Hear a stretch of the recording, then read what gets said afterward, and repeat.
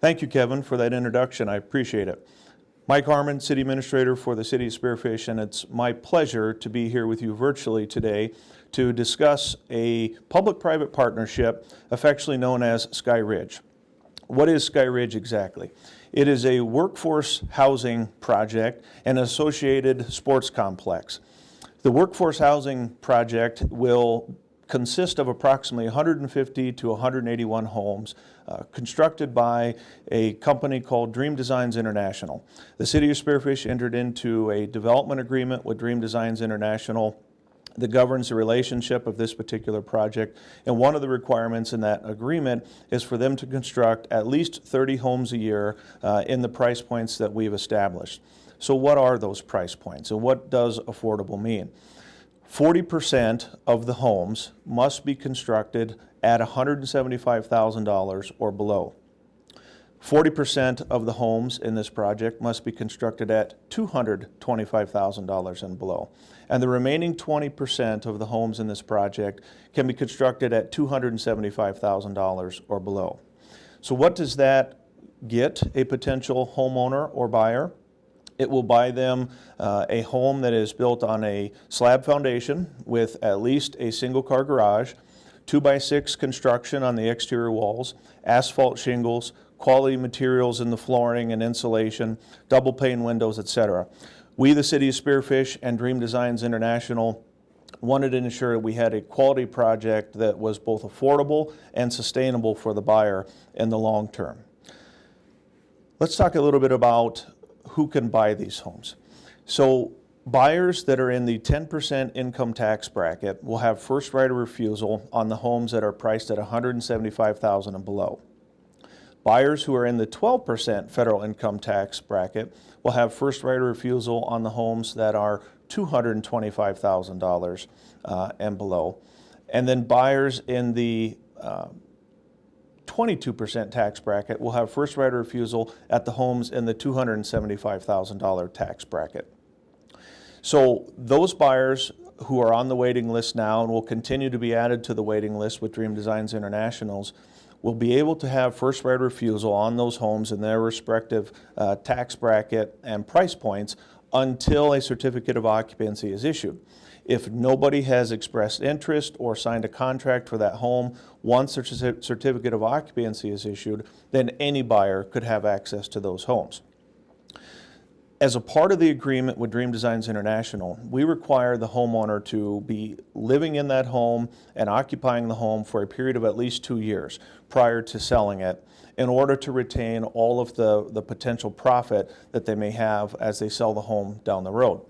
What happens if they sell the home prior to the 2 years? They're required to repay to the City of Spearfish any profits they made less improvements. So in other words, if they put $10,000 of landscaping into this particular project on their own, they have a $20,000 profit, they owe the City of Spearfish a check back for $10,000. Our goal there is so that people don't flip the homes. We want these homes to remain as affordable for as long as possible. This particular project will take up about 40 acres of the footprint, and as you see on the design in front of you or the layout in front of you, it will be directly adjacent to the sports complex. So I'm going to take a second and just let you review what is on your screen.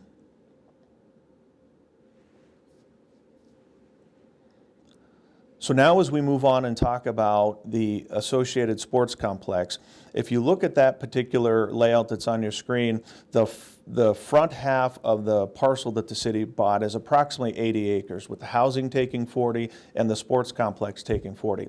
As part of the bid package for phase 1 of the housing, which will bring on approximately 60 lots to be available to Dream Designs International for construction of homes in the first 2 years, the other 40 acres on the front half is designated to be a sports complex.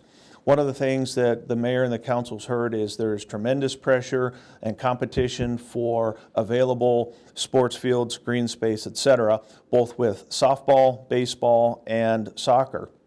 And so we really felt with this project we could economize on some of the mobilization of equipment, the tax increment finance district, etc., and help offset some of the costs of a sports complex. So you can see that we have 4 regulation size softball fields and we have 6 regulation size soccer fields that are all part of the rough grading package with phase 1, and we've got parking for approximately 450 cars. We know parking is important and often under thought through when we're designing these complexes. So we've done our best to squeeze as much parking as we could possibly get into the sports complex. The final design details are being established right now for the sports complex, and it is anticipated council will consider letting that project for bid around the end of April or early May. So this is a very exciting project overall. Approximately $17 million will go into the development of both Skyridge Affordable Housing Complex and the associated sports complex. And then again, as you see on your screen, we've got some area there toward the northwest that could be used for potential mountain bike, skills park, etc. That space is yet to be defined in terms of its long-term plan.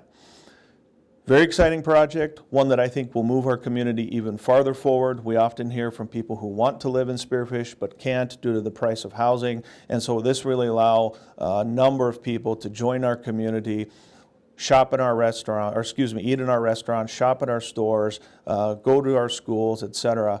And then the tournaments will bring people from Montana and Wyoming and Nebraska and others as we host state softball and state soccer tournaments and regional softball and regional soccer tournaments. So great project, one that benefits many and one that we here at the City of Spearfish and Dream Designs is very excited for. Thank you for this opportunity. I appreciate being with you virtually and wish everyone a great 2021.